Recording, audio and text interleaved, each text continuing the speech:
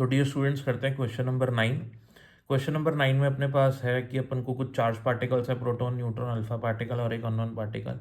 ये किसी magnetic field region में प्रोड्यूस किए जाते हैं। ठीक है, अब जब इनको किसी मैग्नेटिक फील्ड रीजन में प्रोड्यूस किया जाता है तो सेम मैग्नेटिक फील्ड में इंट्रोड्यूस किया जाता है इनको, और इनका जो तीनों चार्ज, जितने भी चार्ज अपने पास, सभी का मोमेंटम जो है वो सेम होता है। तो हमको पता लगाना है कि इनमें से ये 1 2 3 4 5 में से कौन से चार्ज की कौन सी ट्रेजेक्ट्री है। तो हमको पता है रेडियस का फॉर्मूला होता है mv/qb। mv मतलब मोमेंटम।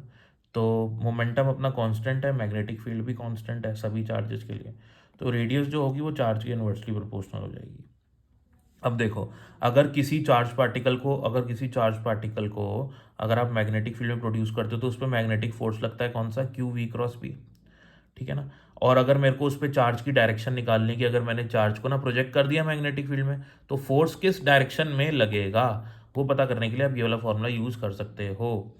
यहाँ पे अपने राइट हैंड की फिंगर्स को वेलोसिटी की तरफ पॉइंट करो, पाम को मैग्नेटिक फील्ड की तरफ पॉइंट करो। आपको जो थंब होगा ना राइट हैंड का, वो फोर्स की डायरेक्शन दे देगा।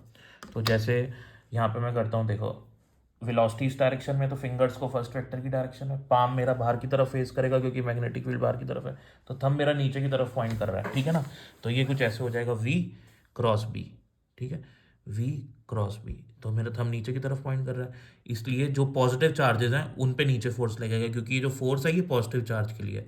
तो इसका मतलब जो नेगेटिव चार्जेस होंगे उन पे ऊपर फोर्स लगेगा और पॉजिटिव चार्ज होंगे उन पे नीचे फोर्स लगेगा। अब जिस चार्ज पार्टिकल पे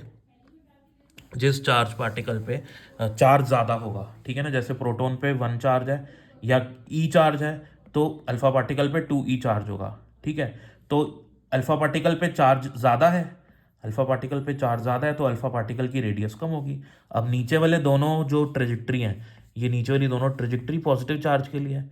ठीक है, अब ये वाली रेडियस जो है, ये रेडियस कम है। रेडियस कम किसकी होगी, जिसका चार्ज ज़्यादा होगा। तो यानी कि फिफ्थ वाला जो ट्रेजेक्ट्री है वो किसके करस्पॉन्डिंग हो गया, अल्फा पार्टिकल के। और जो फोर्थ वाला ट्रेजेक्ट्री है जिसमें रेडियस ज़्यादा है ना, तो क्योंकि अपना जो प्रोटॉन है उस पर चार्ज कम है तो उसकी रेडियस ज़्यादा होगी, तो फोर्थ वाली जो ट्रेजेक्ट्री होगी वो प्रोटॉन के करस्पॉन्डिंग हो जाएगी। ऐसे ही न्यूट्रॉन पे तो कोई चार्ज नहीं होता। ठीक है, तो न्यूट्रॉन पे कोई फोर्स नहीं लगेगा, मैग्नेटिक फोर्स, तो वो सीधा चलता रहेगा। और ये दोनों नेगेटिव चार्ज होंगे। अब सबसे कम चार्ज दुनिया में, सबसे कम चार्ज किस पे होता है, अपन बोलते हैं कि सबसे कम चार्ज इतना होता है 1.6 10⁻⁻19 कूलम। इतना, इससे कम चार्ज होता ही नहीं है। ठीक है ना। तो ये चार्ज होता है इलेक्ट्रॉन पे। तो अब इन दोनों में, ये दोनों एक तो अननोन चार्ज पार्टिकल है, ठीक है ना, और दूसरा इलेक्ट्रॉन बचा अपने पास। तो अब जो इलेक्ट्रॉन है उस पर चार्ज कम होता है। ठीक है, तो इलेक्ट्रॉन की रेडियस ज़्यादा होगी। तो ये जो सेकंड वाला है ये इलेक्ट्रॉन की करस्पॉन्डिंग होगा। और दूसरा जो चार्ज अपने पास बचा है अननोन चार्ज, उस पर ज़रूर ज़रूर इलेक्ट्रॉन, उस पर तो चार्ज तो नेगेटिव है उस पर, लेकिन इलेक्ट्रॉन से कुछ ना कुछ ज़्यादा चार्ज होएगा।